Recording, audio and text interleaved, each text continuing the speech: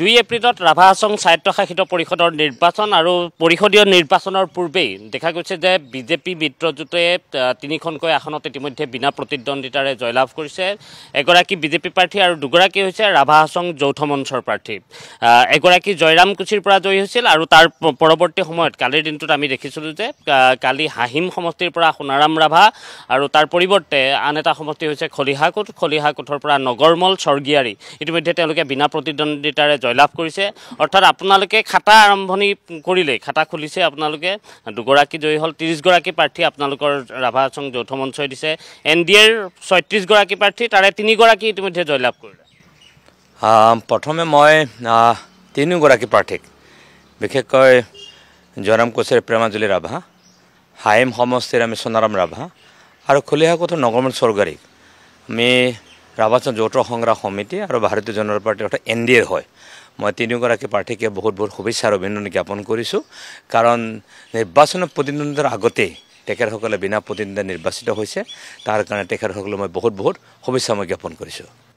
আজিৰ দিনটোত কিন্তু ভূপেন বৰা অসম প্ৰদেশ কংগ্ৰেছৰ সভাপতিগৰাকীয়ে কৈছে যে মনোনয়ন প্ৰত্যাহাৰৰ যিটো প্ৰসংগ হৈছে সেই প্ৰত্যাহাৰৰ প্ৰসংগটোত ক'ৰবাত ভয় ভাবুকি হৈছে বুলি কৈছে, ভয় ভাবুকি দিয়া হৈছে যাৰ বাবে প্ৰত্যাহাৰ কৰিবলগীয়া হৈছে। চাওক, আপোনালোকে আটাই গম পায় ভয় ভাবুকি দিয়া নিচিনা হ'লেতো 36টা সমষ্টিৰ 36টাতে ভয় ভাবুকি হ'লহেঁতেন।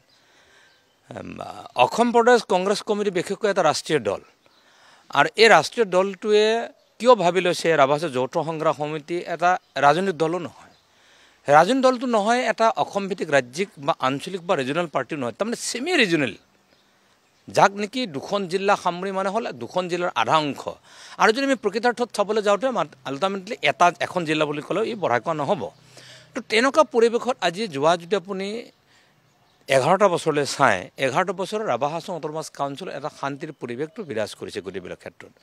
গতিকে এনেকুৱা এটা শান্তিৰ পৰিৱেশ বিৰাজ কৰাৰ সময়ত আজি যিসকল ব্যক্তি বিনাতন্ত্ৰে প্ৰতিদ্বন্দ্বিতা হৈছে, যিসকল ব্যক্তিয়ে তেখেতসকল নমিনেশ্যন উঠাই লৈছে, যে এনেকুৱা ক'ত তেখেতসকলৰ হাতত পৰিৱেশ বা ব্যৱস্থা তেখেতসকলে দেখিছে যেনেকৈ ভয় ভাবুকি দিছে। ভয় ভাবুকি দিয়াৰ কোনো প্ৰশ্নই নুঠে। ভয় ভাবুকি দিয়াৰ নিচিনা হ'লে টংকেশ্বৰ ৰাভাৰ নিচিনা সমষ্টিটোত তেখেতসকলে কোনোবাই কৈছে টংকেশ্বৰ ৰাভাৰ গুণ্ডা বাহিনী কামবিলাক কৰি থকা বুলি কৈছে, যে টংকেশ্বৰ ৰাভাৰ নিচিনা সমষ্টিটোত 3গৰাকী প্ৰাৰ্থী প্ৰতিদ্বন্দ্বিতা কৰিছে, তো সেইটো এনেই থাকিলহেঁতেন নেকি? গতিকে তেখেতসকলে যেতিয়াই কোনোবাই নমিনেশ্যন উঠায় তেতিয়াই ক'ব ভয় ভাবুকি, যেতিয়া নিৰ্বাচন জয় হ'ব তেতিয়া EVMৰ গণ্ডগোল, যেতিয়া তেখেতসকলে জিকিব সকলো ঠিকে থাকে। গতিকে ভূপেন বৰাৰ প্ৰতি মোৰ আহ্বান থাকিল, এটা ভাৰতীয় ৰাষ্ট্ৰীয় দল, ভাৰতবৰ্ষৰ এটা সৰ্ববৃহৎ এটা ৰাজনৈতিক দল, এটা সৰ্ববৃহৎ ৰাজনৈতিক দলটোৱে মই ভাবোঁ আমাৰ নিচিনা ক্ষুদ্ৰ সত্তাৰ এটা ৰাজনৈতিক শক্তিক তেখেতসকলে মই ভাবোঁ মৰম আৰু স্নেহৰ মাজেৰেহে তেখেতসকলে অনাগত দিনসমূহত আগবাঢ়িব লাগে। কংগ্ৰেছ যদি আমি চাওঁ 2013ৰ নিৰ্বাচনটো যদি চাওঁ, তাৰপিছত 2019ৰ নিৰ্বাচনটো চাওঁ, কংগ্ৰেছ ইয়াত বিফল হোৱাৰ কাৰণটো আপুনি কি বুলি ভাবে? যদিও আপোনালোক পৃথক ৰাজনৈতিক দল, পৃথক আদৰ্শ আপোনালোকৰ, তথাপি কংগ্ৰেছ কিয় ইয়াত বিফল হৈছে? আপুনি চাওক, 2013 চনৰ আগত আমি যদি 2012 চনলৈকে আমি যাওঁ, 2012 চনত আমি ৰাভা জাতীয় সংগঠন বিশেষকৈ নিখিল ৰাভা ছাত্ৰ সন্থাৰ নেতৃত্বত তেতিয়া ৰাভা হাছং অট'নমাছ কাউন্সিলৰ মূলতঃ 3টা দাবী, সেইটো কথা ক'ব লাগিব। প্ৰথম দাবীটো হৈছিল যে 1995 চনত ৰাভা হাছং অট'নমাছ কাউন্সিলখন এখন চুক্তিৰ যোগেদি কাউন্সিল হৈছিল, অট'নমাছ কাউন্সিল, আৰু সি প্ৰায় 20 বছৰ ধৰি এই নিৰ্বাচন অনুষ্ঠিত হোৱা নাছিল। নিৰ্বাচন অনুষ্ঠিত কৰিব লাগে আৰু এখন স্বায়ত্তশাসিত পৰিষদ ৰাজ্যিক অধীনত থাকিলে কেতিয়াও ফাণ্ডিং বা এই যি ধৰণে কাউন্সিলখনে কাম কাজ কৰিব লাগে কাম কাজ কৰিব নোৱাৰে। তাৰ কাৰণে সাংবিধানিক এটা স্বীকৃতি আৰু তাৰ সমান্তৰালভাৱে ৰাভা ভাষাক স্বীকৃতি প্ৰদান কৰি মাধ্যম হিচাপে প্ৰাথমিক বিদ্যালয় প্ৰৱৰ্তন কৰিব লাগে। বহু দাবী আছে, কিন্তু মূলতঃ এই 3টা দাবী আছিলে। আৰু সেই দাবীৰ আন্দোলন চলি থকাৰ সময়ত আপোনালোকে গম পায় 2012 চনত আৰু 2004 চনত কথা যদি উপলব্ধি চায় তেতিয়াহ'লে যে সেই সময়ত সেই আন্দোলন কৰাৰ পৰিস্থিতিৰ সময়ত যে কংগ্ৰেছ নীতি চৰকাৰখনে যি নিৰ্মমভাৱে ৰাভা আন্দোলনৰ ওপৰত জুপিয়াই পৰি যিদৰে 24গৰাকী ব্যক্তিক তেখেতে গুলীয়াই হত্যা কৰিছিলে, বহুকেইগৰাকী গুলীয়াই হত্যা কৰি আজিও চিৰদিনৰ কাৰণে তেখেতৰ হাত, কাৰোবাৰ ভৰি আৰু চিনৰ কাৰণে পংগু হৈছিল গোটেইবিলাক ক্ষেত্ৰত। তেওঁলোকে যিটো কাম তেখেতসকলে লাঠিচাৰ্জ কৰি তেখেতসকলে আঁতৰাই দিব পাৰিলেহেঁতেন আন্দোলনকাৰী, কাৰণ আন্দোলনকাৰীৰ হাততো তেখেতসকলে জুং জাঠি লৈ পেলাই কেতিয়াও কৰিবলৈ যোৱা নাছিল, যদিও কোনোবাই কয় সেইটো নহয়। তো গতিকে সেই পৰিৱেশৰ ক্ষেত্ৰত আজিও ৰাভা ৰাইজ, মই অন্য জাতি বা অন্য জনগোষ্ঠীৰ কথাখিনি ক'বলৈ যোৱা নাই, আজিও ৰাভা ৰাইজৰ সন্মুখত মনত সদায় সজীৱ হৈ আছে এটা ক্ষুদ্ৰ জাতি। আপোনালোকে যদি চাবলৈ যায় অসমত ৰাভাসকল আৰু ৰাভা হাছং যদি চাবলৈ যায় অতি ক্ষুদ্ৰ, অতি কম, নগণ্য, যে সেই নগণ্য জাতিটোক মানে তেখেতসকলে এটা কণ্ডগেছ বা লাঠিচাৰ্জ কৰিয়ে সেই জাতিটোক গোটেই সংগ্ৰামৰ পৰা বহুত দূৰলৈকে ঠেলি পঠাব পাৰে। কিন্তু তাৰপিছত তেখেতে কংগ্ৰেছ নিজৰ চৰকাৰখনে নিৰ্মমভাৱে গুলীয়াই হত্যা কৰিছিল। গুলীয়াই হত্যা কৰাই নহয়, আপোনালোকে শুনি আচৰিত পাব, তেতিয়া ভূপেন বৰা ডাঙৰীয়া পাৰ্লিয়ামেণ্টাৰী এফেয়াৰ্ছ হোমৰ দায়িত্বত আছিল আৰু ৰাভা হাছং এটমাছ কাউন্সিলৰ ইনচাৰ্জ আছিল চলাবৰ কাৰণে। তেওঁ সাংঘাতিকভাৱে আইন শৃংখলাজনিত তেখেতৰ যি কথা আছিল বুলি তেখেতে কয়, তেওঁ বিফল হৈছিল। গতিকে সেই মেজিয়া কাহিনী ৰাভা জনগোষ্ঠীয়ে কেতিয়াও পাহৰা নাই। তাৰ সমান্তৰালভাৱে 2013 চনত অনাৰেবল গুৱাহাটী উচ্চ ন্যায়ালয়ৰ নিৰ্দেশত নিৰ্বাচন পাতিবৰ কাৰণে বাধ্য হ'ল চৰকাৰখনে। আৰু তেতিয়া ইমানবোৰ মানুহক হত্যা, মানুহৰ ইমান মৃত্যুৰ পিছতো কংগ্ৰেছ চৰকাৰখন আপোনালোকে চাবনে 36টা নিৰ্বাচন খেলিছে তেখেতসকলে। আপোনালোকে চাওক, এটা জনগোষ্ঠীৰ প্ৰতি মৰম আৰু স্নেহ, জনগোষ্ঠীৰ প্ৰতি যি ধৰণৰ এটা সহৃদয় তেখেতসকলে যি ধৰণে তেখেতসকলে কৰিব লাগিছিল, তাত তেখেতসকলে 36টা তেখেতে ইলেকশ্যন খেলিছে। আৰু তেতিয়া তেখেতসকলে কেইটামান সমস্যাত জিকিছে বেলেগ কথা, তেতিয়া আমি 29টা আসন জিকিছিলোঁ 2013।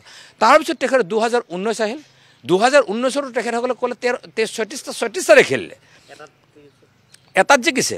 গতিকে তেখেতে সামগ্ৰিকভাৱে যদি আমি চাবলৈ যাওঁ, গোৱালপাৰা জিলাত আজি 4টা বিধায়ক কংগ্ৰেছৰ আমি কৈছোঁ।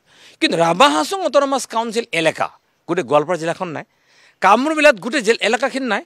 যদি আপোনালোকে চাবলৈ যায়, ৰাভা হাছং অট'নমাছ কাউন্সিল এলেকাৰ 779খন গাঁৱত যদি আপোনালোকে চাবলৈ যায়, তেতিয়াহ'লে ইয়াত দেখিবলৈ পাব যে প্ৰায় 95% মানুহ খিলঞ্জীয়া মানুহ, অকল ৰাভা নহয়, খিলঞ্জীয়া মানুহখিনি আছে। গতিকে এই খিলঞ্জীয়া মানুহৰ সকলৰ যি মনৰ যি বেদনা, মনৰ যি চিন্তা, মনৰ পৰা কংগ্ৰেছ দলটো আঁতৰি গৈছে। তো গতিকে তেখেতসকলে নিৰ্বাচনত জয়ী হোৱাৰ প্ৰশ্নটো এই মুহূৰ্তত তেনেধৰণে নাহে। এনেকৈও ক'ব পাৰি নেকি যে কংগ্ৰেছে কৰ্মফল ভোগ কৰিছে? এতিয়া মই কৰ্মফল বুলি সেই কথাখিনি মই নক'ম, মই ক'ম যে ৰাভা জনগোষ্ঠীটো বা ইয়াত থকা ৰাভা হাছং অট'নমাছ কাউন্সিল এলেকাৰ কথাখিনি মই কৈছোঁ যে খিলঞ্জীয়া মানুহসকলৰ যিটো নেকি যে মূল ইছ্যু, মূল বিষয়, তাক লৈ আজিলৈকে কোনো এড্ৰেছ কৰা নাই। আজি ভূপেন বৰা ডাঙৰীয়া আজি অসম প্ৰদেশ কংগ্ৰেছ কমিটিৰ সভাপতি, আপুনি তেওঁৰ মুখত কেতিয়াও নেদেখিব যে ৰাভাসকলৰ বা ৰাভা জনগোষ্ঠীটোৰ ভাষাৰ কথাটো, ৰাভা জনগোষ্ঠীৰ ফৰেষ্টত বসবাস কৰা মানুহৰ কথাখিনি, ৰাভা জনগোষ্ঠীয়ে সাংবিধানিক স্বীকৃতি কৰাৰ ব্যৱস্থাখিনিৰ ক্ষেত্ৰত যদি চাবলৈ যায়, ইছ্যুৰ ক্ষেত্ৰত তেওঁ কোনোদিন এড্ৰেছ কৰা নাই। আমি ইছ্যু ভিত্তিক মানুহ, তেওঁ যদি আমাৰ ইছ্যুটো এড্ৰেছ কৰে, আজি তেখেতৰ ভাৰতবৰ্ষত তেখেতৰ অপজিশ্যনত আছে। আজি ৰাহুল গান্ধী ডাঙৰীয়া ৰাভা জনগোষ্ঠীৰ কথাটো পাৰ্লিয়ামেণ্টত কিয় এড্ৰেছ কৰিব নোৱাৰে?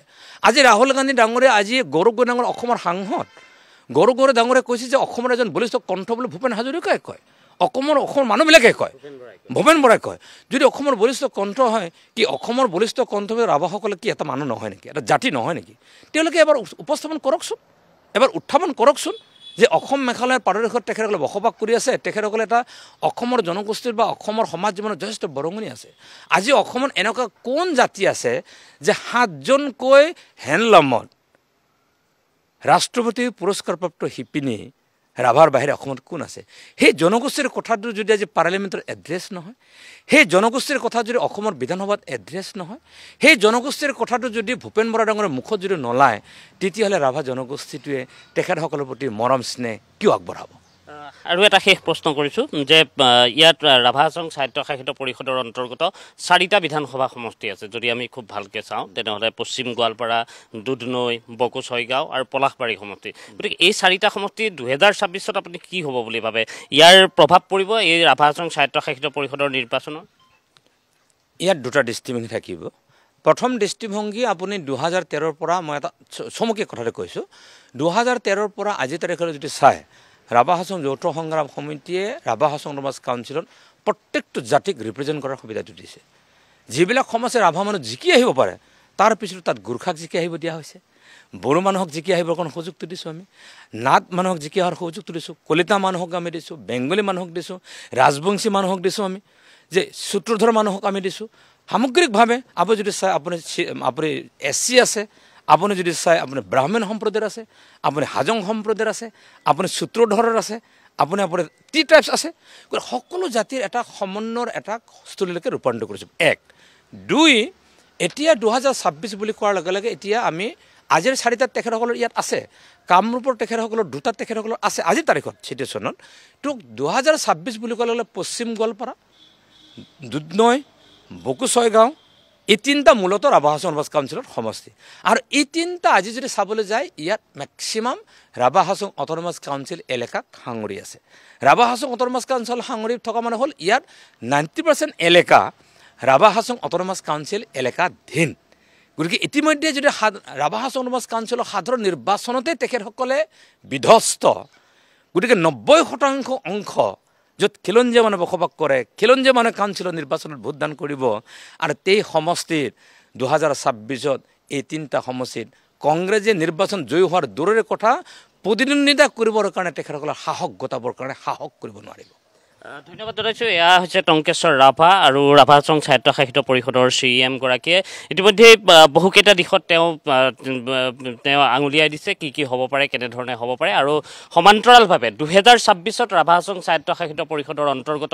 যি তিনিটা বিধানসভা সমষ্টি দুধনৈ পশ্চিম গোৱালপাৰা আৰু বকোছয়গাঁও এই তিনিটা সমষ্টিত কংগ্ৰেছে তেওঁলোকে প্ৰাৰ্থীয়ে বিচাৰি নাপাব বুলি উল্লেখ কৰিছে